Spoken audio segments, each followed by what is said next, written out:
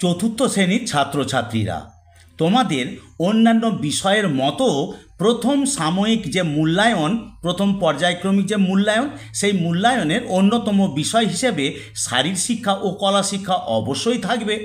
তো সেক্ষেত্রে তোমাদের কেমন ধরনের প্রশ্ন হওয়া উচিত সে সম্পর্কে অনেকের কিন্তু ধারণা নেই। আমরা আজকে সেই সম্বন্ধে একটা আলোচনা করব।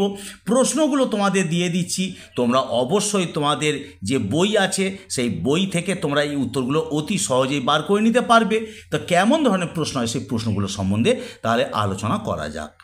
দেখো, প্রথমেতে মৌখিকের যে নমুনা প্রশ্নাবলী রয়েছে, প্রতিটি মান এখানেতে সমান প্রশ্নের মান। দেখো দিয়েছে কীরকম ধরনের প্রশ্ন। প্রাথমিক চিকিৎসার বাক্সে কী কী থাকা উচিত? 2, কিসের অভাবে গলগণ্ড রোগ হয়? 3, কী কী কারণে শরীরে মেদ বা চর্বি জমে? 4 নম্বর, একজন পূর্ণবয়স্ক মানুষের প্রতিদিনের গড় কতটা আয়োডিনের দরকার হয়? প্রচণ্ড ইম্পর্টেন্ট কোশ্চেন। 5 নম্বর, প্রোটিনযুক্ত একটি বা দুটি খাবারের নাম বলো। 6 নম্বর, ভিটামিনযুক্ত একটি বা দুটি খাবারের নাম বলো। এগুলো স্যারেরা ধরবেন, তোমাদের কিন্তু উত্তর দিতে হবে।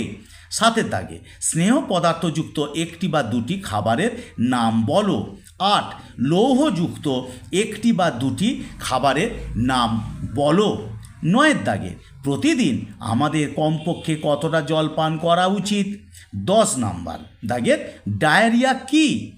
11 নম্বরে, কৃমি আমাদের শরীরে কোথায় বাস করে?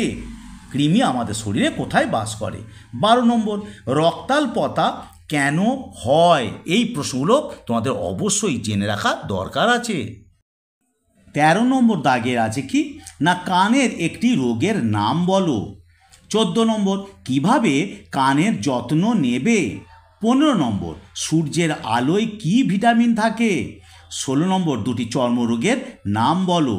17 নম্বর, পাইরিয়া রোগে আমাদের শরীরে কোন অঙ্গ ক্ষতিগ্রস্ত হয়?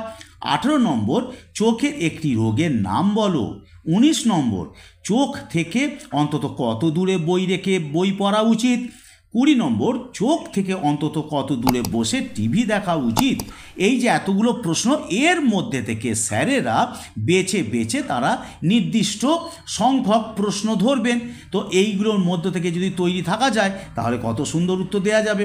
এবার ব্যবহারিক ক্ষেত্রে দেখা যাক, প্রতিটি প্রশ্নের মান সমান। এক্ষেত্রে নাচ, গান কিংবা আবৃত্তি করতে বলতে পারেন স্যারেরা।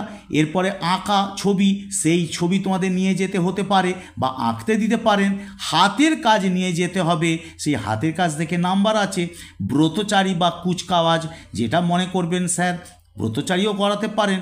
আর একটা করে ব্যায়াম করে দেখাতে হবে এবং তার প্রয়োজনীয়তা উপকারিতা সম্বন্ধে তোমাদের এই যে প্রিপারেশনটা নিয়ে যেতে হবে।